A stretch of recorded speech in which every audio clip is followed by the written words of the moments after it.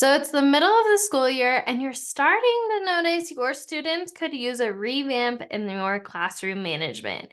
And you're looking for a way to get back on track, and you're looking forward to those days where you can sip your coffee with ease, sit back, and let your students work without you intervening or saying a thing. The day where your classroom is running like a well oiled machine. Well, today we are going to be diving in on how to know when you are ready for a classroom management revamp and three things to review if you are ready to revamp your classroom.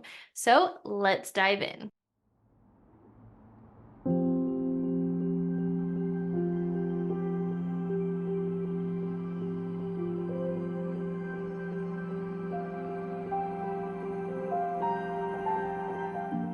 Before we dive into the three things you need to do to revamp your classroom management, let's talk about how to know when you're ready to revamp your classroom. Here are the three things that you know that to be true if you are ready to revamp your classroom. The first one is that you're ready to have effortless school days.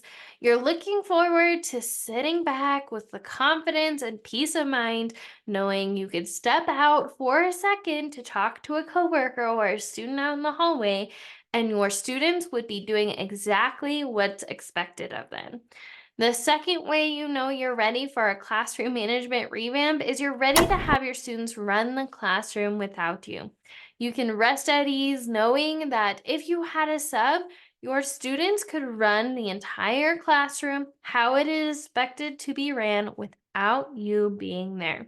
This reminds me of that time where in high school, there was a class where a teacher was supposed to have a sub. The sub never showed.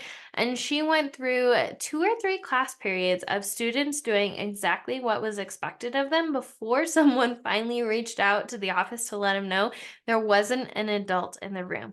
That's the kind of energy we're going for. The third way to know you are ready for a classroom management revamp is you're ready to get to the end of the day realizing you didn't have to stop for disruptive behavior. You're ready to have that, oh my God, I can't believe my job gets to be this easy moment. And because you have the space to teach and make an impact without having to constantly stop to address disruptive behavior. If you said yes to any of these three things, then you know that's a pretty good indicator that you're ready for a classroom management revamp. With that being said, you might be wondering, okay, so how do I go about revamping my classroom management? Well, here are the three things you should review if you want to review your classroom management or revamp your classroom management. The first thing you should be reviewing are your procedures. Let's talk about what procedures are because procedures actually commonly get mixed up with other things and other aspects of a classroom management plan. Procedures are how you want your students to interact with classroom materials, different areas in the classroom themselves, and each other. When you have good classroom procedures, they're running well, they keep your classroom running without you saying a word. More students know what the expectations are, how they should move around the classroom, and the biggest reason why they are consistent with it is because they know why and they've been modeled what it should look like and what it shouldn't look like. Here are some examples of procedures you should have in your classroom. Some examples could be getting in line, whole group instruction, working independently, using the restroom, grabbing extra materials, transitions, turning something in.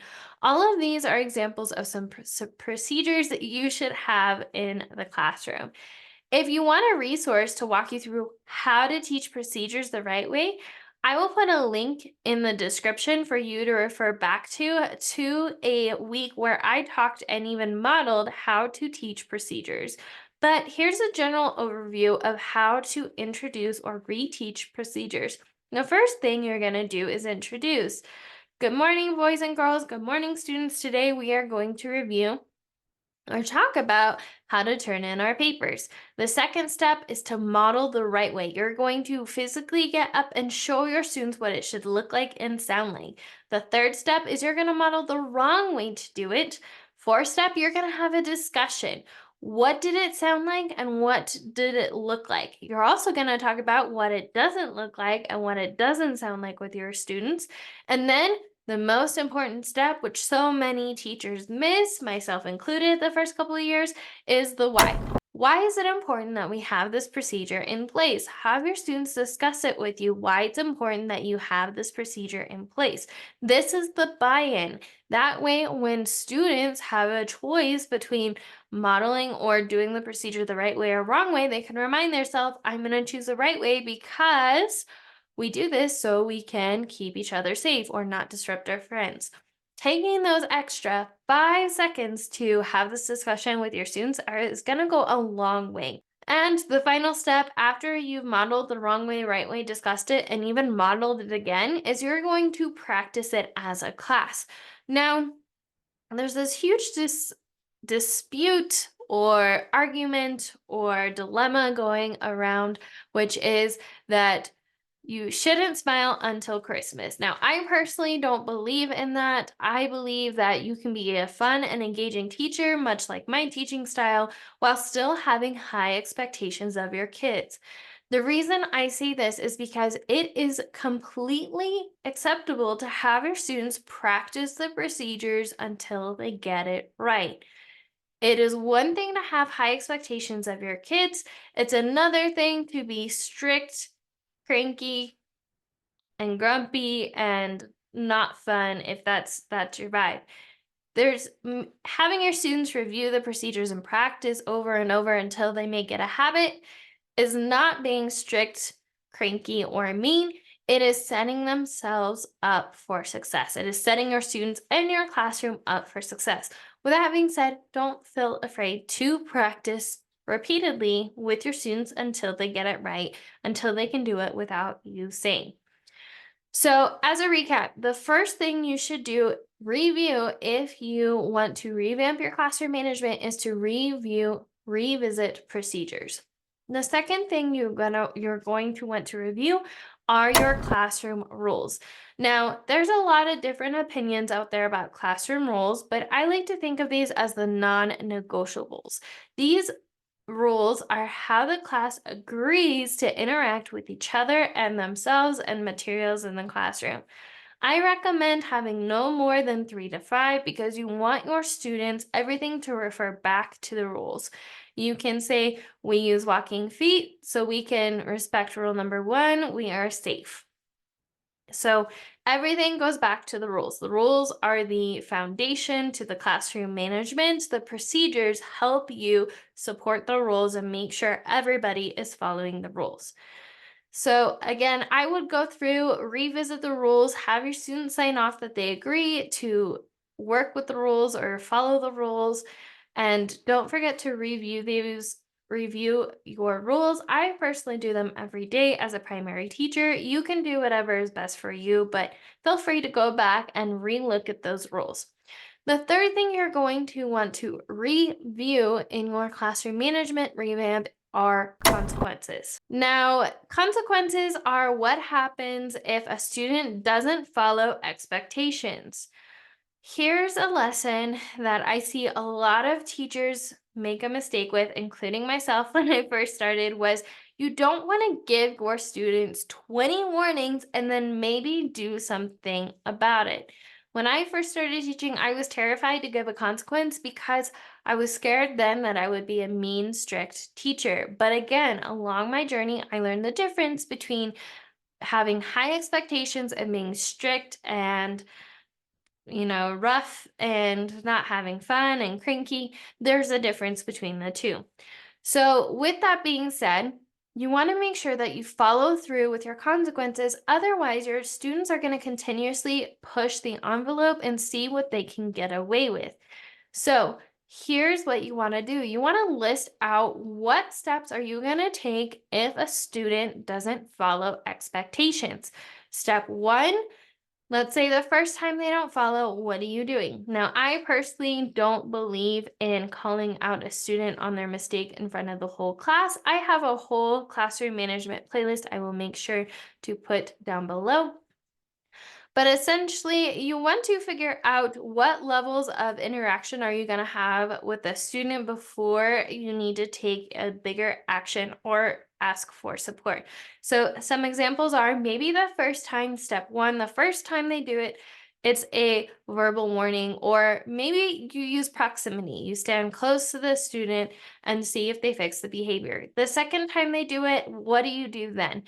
An example could be maybe you then pull a student to the sideline out of the hallway or somewhere where they're friends and other peers can't hear them because you don't want to publicly embarrass a child because of a mistake. I personally wouldn't appreciate that if in a staff meeting a principal called me out on an honest mistake I made, especially if I didn't know I was doing it on purpose. So that could be step two and so forth. But you want to come up with different levels of how you're going to interact with the student before you get outside support.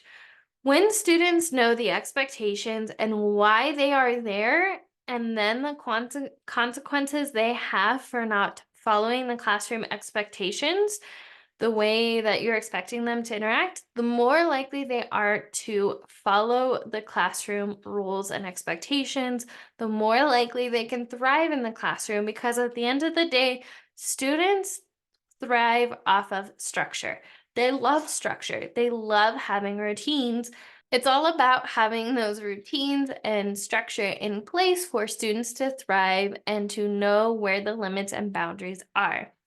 If you want to dive deeper into classroom management, I have some resources that you can dive deeper into classroom management. The first one is here on this platform. I have a ton of different weeks where I talk about classroom management and different strategies you can incorporate into your classroom.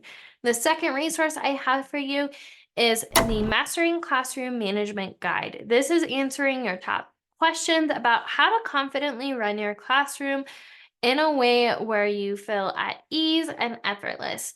The third resource I have for you is a 3-day Mastering Classroom Management Challenge. This is a free 3-day challenge to confidently master your classroom. In this challenge, we break down how to deal with a chatty class, what to do when students aren't following directions, and how to figure out your unique classroom management style. Because at the end of the day, you and I teach differently, you and I have different teaching styles, and I want to honor that in all of the resources I provide for you. So we actually cover that in day one.